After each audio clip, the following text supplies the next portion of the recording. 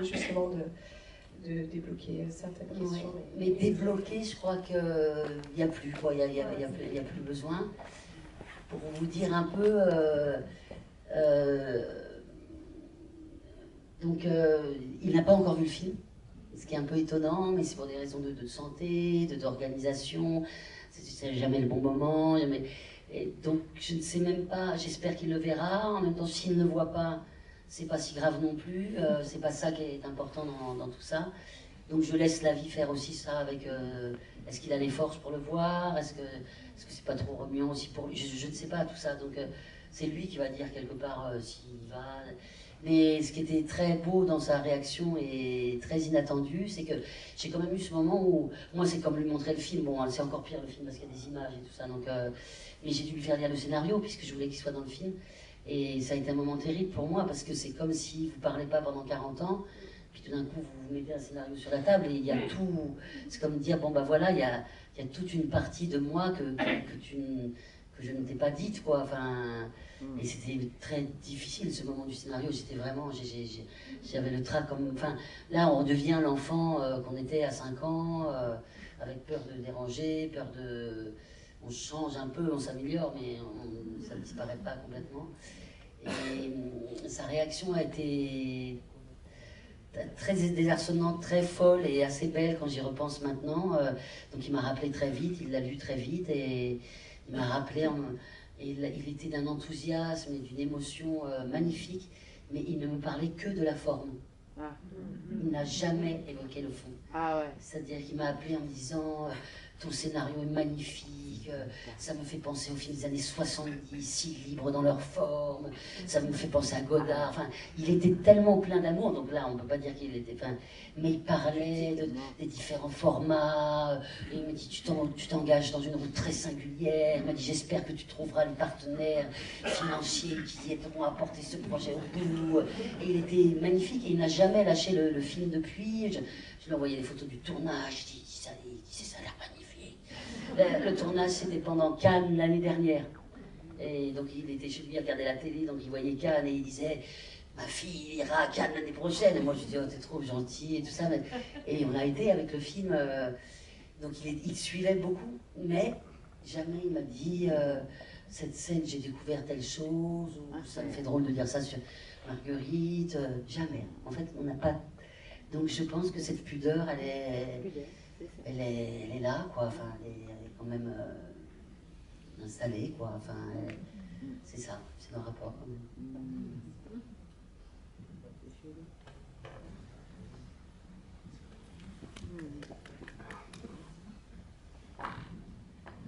Bonsoir. Bonsoir. Alors moi je vais vous poser des questions sur le casting. Donc au début du film, il y a la scène où on fait jouer Clémentine Autain. Est-ce que vous avez réellement pensé à prendre un rôle pour Clémentine et avec ces personnages-là, ou bien est-ce que c'est juste un petit peu du fun? Et la deuxième question, c'est le casting de la petite fille, qui, si j'ai bien compris, c'est la petite Clémentine. Oui, vous avez très bien compris, mais les gens sont confus maintenant. Les yeux font que... Donc voilà, pourquoi ce choix? Alors, je vais tout vous expliquer. D'abord, les trois comédiennes, donc Elsa, Julie et Céline, ça ne s'est pas passé exactement comme ça, mais je voulais essayer de raconter aux spectateurs par quel... Alors, en un temps court, moi, cette question, en fait... La question de la fabrication du film, elle s'est étalée sur presque 6 mois de préparation, de questionnement. Et je voulais partager avec le spectateur, quelque part, ce processus de création qui est, je pars d'un livre, je dis à Clémentine, en vrai, je ne sais pas trop comment je vais adapter ça, j'essaye, et ça c'est vrai, j'ai essayé d'en faire une vraie fiction, donc d'engager 3 comédiennes dans la vraie vie. J'ai pas été jusqu'au casting, puisque j'ai vraiment passé quand même 9 mois à écrire cette première version, qui était une vraie fiction. Et donc à l'époque, il aurait fallu que je trouve quelqu'un pour jouer Clémentine et ça. Et c'est d'ailleurs mon amie Céline Salette qui, quand elle a lu le scénario, elle m'a dit ça va être très très dur de faire croire, d'engager quelqu'un. C'est plein de gens qui m'ont aidé sur mon parcours aussi à comprendre les dangers du scénario et de ça. J'ai pas été jusqu'au casting, mais j'envisageais forcément de le faire, puisque la première version, c'était l'histoire d'une femme de 50 ans et qui se remémore ses souvenirs enfants, une femme politique. Clémentine Autain. Comme elle ne peut pas jouer son rôle parce qu'elle n'est pas actrice, donc j'aurais forcément dû engager une actrice. Donc j'ai poussé là, dans le film pour montrer aux gens ma difficulté quelque part et pourquoi j'en suis venue à faire intervenir le réel dans mon film, parce que finalement il n'y avait personne d'autre pour raconter son histoire que Clémentine et personne d'autre pour raconter la mienne que moi. Donc c'était pour donner les clés un peu aux spectateurs de comment on passe d'une fiction à un côté un peu documentaire, et voilà. Donc ça c'est pour les filles. Et puis aussi je voulais montrer mon amour de la fiction, de filmer des actrices et tout ça. J'espère que je ne vais pas filmer moi toute ma vie. J'en ferai des films de fiction. Donc j'avais la gourmandise de ça et je voulais partager ça avec les spectateurs. Et pour la petite, alors j'ai pareil, on a entamé un casting pour savoir qui allait jouer Dominique Laffin jeune. J'étais très angoissée par ce casting que je trouvais. Alors les questions de est-ce qu'elle doit lui ressembler un peu, pas beaucoup. Et donc j'avais une directrice de casting qui m'a montré 36 photos de comédiennes, toutes aussi merveilleuses, inspirantes les unes que les autres. C'était pas la question, c'était qu'il y en avait trop. C'était pas, enfin pour moi c'était très angoissant. Sur L'amour flou, j'ai pas fait de casting puisque c'était mes amis, camarades d'acteurs et tout ça. Donc j'étais pas habituée à cette chose de choisir, essayer. Ça m'angoissait énormément et je priais pour une apparition. Je me suis dit moi, je voudrais qu'il m'arrive un truc magique. Je voudrais que Dominique Laffin jeune me tombe dans les bras, un peu comme j'avais toujours cette image de quand Béatrice Dalle est arrivée dans le cinéma, qu'elle est arrivée comme une espèce de nature incroyable, qu'on n'avait jamais vue avant, qu'on ne savait pas où on reverrait après, mais en tout cas que personne ne pouvait être Béatrice Dalle. Et j'avais ce fantasme, je me disais, mais est-ce que ça existe? Est-ce que c'est possible? Et c'est exactement arrivé. C'est pour ça que des fois je dis que j'ai fait beaucoup de choses dans le film et que le film m'a fait aussi. Une nuit, j'étais à une terrasse de café, une jeune femme a traversé la rue et elle était grande comme ça, un peu ivre, donc un peu. Elle avait une jupe en cuir et elle avait ses cheveux noirs et elle ressemblait à un mélange de ma mère à moi et de Dominique. C'était une espèce d'apparition. Je l'ai arrêtée dans la rue, elle a 22 ans, donc c'est Eva Ilmani. Elle est toute jeune comédienne, elle avait fait qu'un tout petit rôle avant. D'ailleurs, je lui dis, mais qu'est-ce que tu as fait avant? Elle me dit, oh mais moi j'ai fait juste un rôle dans le film de Reda Kateb, j'ai une scène avec Philippe Rebaud, mais je dis, mais Philippe Rebaud c'est le père de mes enfants. Tout ça à 3h du matin dans la rue, enfin, c'était complètement fou. Je vois ça comme beaucoup de signes, hein, je ne peux pas m'empêcher. Elle a passé des essais du coup absolument prodigieux. C'était elle, quoi, c'était tellement... Elle est à la fois de maintenant et d'une autre époque, elle a une espèce de ton, complètement... Enfin, moi je la trouve... Elle ressemble finalement assez à Dominique en même temps qu'à Marguerite et tout ça. Et du coup, à l'époque, on avait aussi lancé le casting pour les enfants. Je voyais beaucoup de petites filles blondes aux yeux bleus pour qu'elles ressemblent à Clémentine. Et puis tout d'un coup, quand Eva est arrivée, alors en plus elle était plus jeune, donc on a dû rajeunir dardard l'âge de l'enfant, le tournage approchait, enfin c'était pas le tournage des autorisations, des papiers pour les enfants et tout ça. Et je ne trouvais pas cet enfant. Et tout d'un coup, je crois que si la vérité, je crois qu'en vrai, je n'arrivais pas à me projeter... J'adore les blondes, mais je n'arrivais pas à me projeter dans une petite enfant blonde parce que c'est moi aussi que je projetais dans l'enfant. Et je me revoyais, moi, brune, avec... Et donc il fallait tout d'un coup une plus jeune aussi qui fasse un couple avec Eva. Donc j'ai dit, ouvrons le casting, voyons des brunes aussi. Sortie d'école et tout ça, parce qu'il est resté, je sais pas, 48 heures. Et un jour, la petite bouille de Liliane est apparue avec toute cette intensité. Et c'était elle, et ça allait avec Eva. Et je me suis pas tellement posé la question. Toutes ces questions ont un peu explosé, en fait. Je peux pas dire que c'est une décision intellectuelle que j'ai faite, que j'ai écrite, mais ça a fait le film aussi. C'est-à-dire que, paf, c'était des évidences. Évidence de Eva, évidence de Liliane, paf, ça fait un couple, bah ça va. Et aujourd'hui, je me rends compte en parlant avec les spectateurs, mais j'aurais aimé avoir cette idée géniale, mais elle s'est faite toute seule.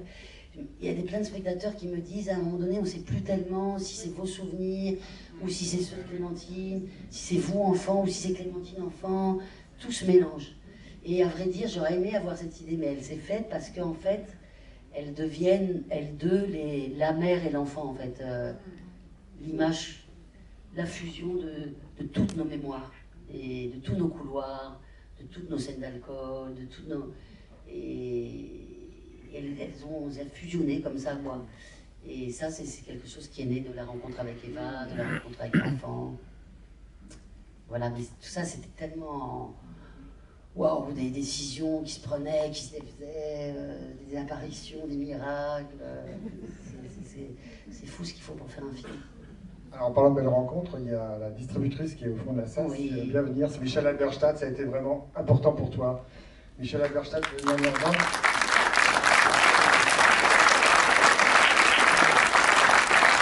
Est-ce que les gens savent exactement l'importance que ça a, la distribution? Eh ben non, justement, c'est bien de faire connaître ces métiers-là qui sont dans l'ombre et qui, Michel parle très très bien des films, donc c'est pour ça que je... Oui, Michel. C'est la première ville en plus qu'on fait toutes les deux. Bonsoir. Michel. Et regardez, la mère et la fille, elles sont là, quoi. Ouais. C'est Romane qui a choisi l'affiche. C'était pas possible que ce soit autre chose. Et c'est vrai qu'on se pose pas la question. Et c'est vrai que cette actrice, c'est les deux mères à la fois. Et cet enfant symbolise l'enfance, quoi. Il n'y a rien à dire. On se demande pas si elle est brune ou blonde. On se dit c'est la mère et l'enfant. Voilà. C'est comme ça. C'est le miracle de Romane, ça. C'est incroyable ce film. Moi je dis toujours, si vous avez eu une mère ou si vous avez une mère, quel soit le rapport que vous ayez ou que vous ayez eu avec votre mère, voilà, le film vous met en morceaux, mais surtout le film vous répare. Moi je me souviens la première fois que je l'ai lu, je me disais mais c'est infaisable. Hein. C'est infaisable. Je lui ai dit à Romain, je lui ai dit évidemment qu'on est ton distributeur, je ne sais pas du tout comment tu vas le faire. Et d'habitude, vous savez, vous voyez le film, le premier montage, il y a toujours une scène trop longue, une musique qui ne va pas, un truc... Voilà, vous prenez des notes pendant la projection, puis en sortant, vous dites au metteur en scène, c'est génial ton film, bon maintenant, il faudrait faire ci, il faudrait faire ça.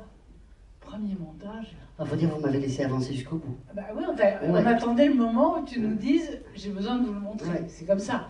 Ça ne sert à rien d'intervenir tant que le metteur en scène n'a pas fini. On ne rentre pas dans la cuisine tant que le gâteau n'est pas cuit. Moi, j'attendais qu'on me dise, voilà, il est cuit. Après, j'aurais rajouté des bougies, des amandes, voilà. Mais d'abord, il faut la laisser cuire son truc.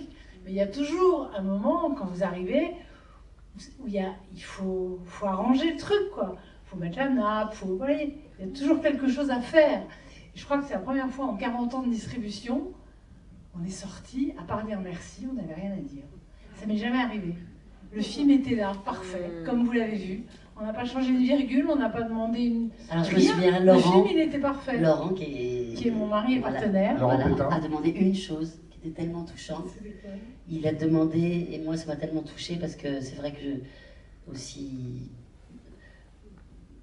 nu soit ce moment, il a demandé de rallonger le temps du carton du texte de Richard. Ah oui, exact. Ouais. Exact. Qui est cette phrase qu'a écrite, que j'adore, de mon père, nous viendrons un jour danser dans ton jardin d'amour, qu'il a écrit pour l'enterrement de ma maman, qui est canin. Donc il y a le carton, et la seule chose qu'a demandé Laurent, il dit « Oh, ça passe trop vite, rallongez-moi ce carton !» Il pleurait trop, il n'avait pas le temps de le lire. J'ai adoré ça. Est-ce que vous savez ce que c'est un distributeur? Il y a plein de gens, je pense, qui pensent. Non, j'essaie à chaque fois de leur expliquer, mais... Alors, à quel point c'est pas la machine où on met la pièce. Non, à quel point pour nous, c'est la vie, la vie d'un film, quoi. C'est comme un éditeur en littérature, en fait. C'est la même chose, je ne sais pas pourquoi on s'appelle. Et on essaye de changer le nom en éditeur de film, mais ça ne rentre pas. En fait, voilà, vous découvrez un film comme un éditeur découvre un manuscrit, et c'est vous qui l'amenez au public. Donc... voilà, vous trouvez l'affiche, la date de sortie, vous faites la bande-annonce, vous organisez la tournée province, vous le montrez aux journalistes, vous l'amenez à Cannes. Voilà, vous faites le lien, en fait, vous êtes un passeur entre le réalisateur et son équipe et le public qui doit trouver le film. Voilà. Et vous essayez de faire en sorte que le public soit là et qu'il ait envie de le faire et qu'il ait envie de le voir et qu'il ait envie d'en parler. Et c'est grâce à des gens comme vous ce soir que le film a existé. Il n'y a que vous qui pouvez rentrer chez vous et le lendemain dire à vos copains et à vos parents et à vos sœurs et à vos parents, si vous en avez encore, ben voilà, il faut que je t'amène voir ce film, il faut que tu ailles le voir, puis tu sais quoi, je vais y aller avec toi. Voilà, moi je l'ai vu je ne sais pas combien de fois, le film, 4 fois, 5 fois. À chaque fois on trouve autre chose, une autre raison d'être ému, une autre raison de rire, une autre raison de se dire... demain je vais faire une psychanalyse, ou je sais pas si bien dire à mes enfants combien je les aime, ou je suis une mauvaise mère mais ça fait rien, ils m'aiment quand même, ou, voilà, vous savez bien, quoi, tout ce poids qu'on traîne, de l'enfant qu'on a été, des parents qu'on essaye d'être, tout ce que ça représente, une vie, voilà, d'être l'enfant de quelqu'un et le parent de quelqu'un. Le film vous le dit, vous le résume, et on sort de là vraiment réparé, je trouve, en se disant, voilà, on fait tous de notre mieux, on est cabossé, on se trompe, on fait des erreurs, on fait des croche-pieds, on fait mal, on fait à côté, on fait pas ce qu'il faut. C'est Freud qui disait, de toute façon, les parents ont toujours tort. Mais n'empêche que tant que l'amour est là, même s'il n'a pas été dit de manière limpide, même si ça n'a pas circulé comme ça aurait dû, il est là, l'amour, sinon on ne serait pas là. On est quand même né d'un acte d'amour, et cet amour, il faut qu'il circule entre nous. Et ce film vous le dit et vous l'offre, et j'espère que vous le ferez circuler aussi. Bravo. Voilà, comme vous êtes là et qu'on est dans un moment d'intimité flou, et qu'on peut se dire des trucs qu'on n'a jamais dit ailleurs, je raconte quand même un peu notre petite histoire, parce que bon, peut-être ça va vous bassiner, mais comme ça vous saurez plein de choses que les choses ne savent pas, que les gens ne savent pas. En fait, ce qui est fou aussi dans notre histoire, c'est que donc, Michel et Laurent, donc ARP, les distributeurs, sont distributeurs depuis longtemps, de beaucoup de films. Et quand j'étais toute petite, vraiment, quel âge j'avais, 6 ans 6-7 ans, voilà. Michel et Laurent ont beaucoup aidé mon papa, qui à l'époque était un acteur qui ne travaillait pas encore, qui n'avait pas d'argent, qui était assez... comment on peut dire, un saltimbanque, hein. Oui. Ouais. Et Michel et Laurent, à l'époque, avaient une maison à la campagne où ils vraiment recueillaient, on peut dire ça, à l'époque, Richard et moi, donc petite fille de 6 ans. Et Michel était, puisque je n'avais pas ma maman, quelques week-ends comme ça, a marqué mon enfance, parce qu'elle me portait sur ses genoux. Et que j'avais pas de femme à cette époque-là dans ma vie, quoi, et que c'est un des premiers souvenirs maternels que j'ai, c'est Michel me portant sur ses genoux. Je me souviens encore de son odeur, de ses pulls enlevés. De Michel. Voilà, et c'était très court, hein, mais c'était des moments d'accalmie avec une présence maternelle et féminine très forte. Et après, on ne s'est plus vu pendant des années. On s'est pas tellement croisés dans notre métier. Non, on a quand même eu un film ensemble. Oui, en plus, pas c'est quand même le premier rôle d'enfant que j'ai écrit. C'était un film qui s'appelle Caloulas, qu'on a produit avec Luc Besson, et donc c'était Richard et sa fille. Et j'avais 13 ans dedans, et c'est moi qui ai écrit ce rôle. Donc c'est jalonné d'histoires folles. Et du coup, quand mon scénario a eu le bonheur de retrouver sur son chemin Michel et Laurent, c'était incroyable comme boucle, quoi. Voilà. J'aurais pas supporté qu'il soit ailleurs. Vous avez une histoire tout à fait particulière que personne ne connaît. Voilà. Et alors, le lien entre distribution et production? Ça dépend. Il y a des cas où vous faites les deux. Par exemple, là, il y a eu un film qui est sorti le mois dernier qui s'appelle Nouvelle Vague, qu'on a produit et distribué. Vous pouvez être coproducteur, mais voilà, nous, on produit et distribue. Là, il se trouve que Romane a des producteurs, donc elle n'avait pas besoin de producteurs, donc on n'a été que distributeur. Pour la production, c'est la fabrication. C'est vraiment, vous êtes au départ, vous formez l'équipe, vous trouvez l'argent, vous fabriquez le film. Le distributeur peut souvent arriver au moment de la fabrication, parce que son argent aide à la fabrication, mais il intervient une fois que le film est monté. Voilà. Et il apporte jusqu'aux salles. Et après, il gère la sortie en salle, la télé, la vidéo. Et après, il y a l'exploitant, troisième. Toute une chaîne de gens qui s'occupent de nos films. Alors vraiment, on est chanceux, on est C'est un passage de relais, en fait, oui. le cinéma. J'avais une petite surprise pour toi, Romane. Ah bon? Je le fais de temps en temps, mais vous êtes au courant.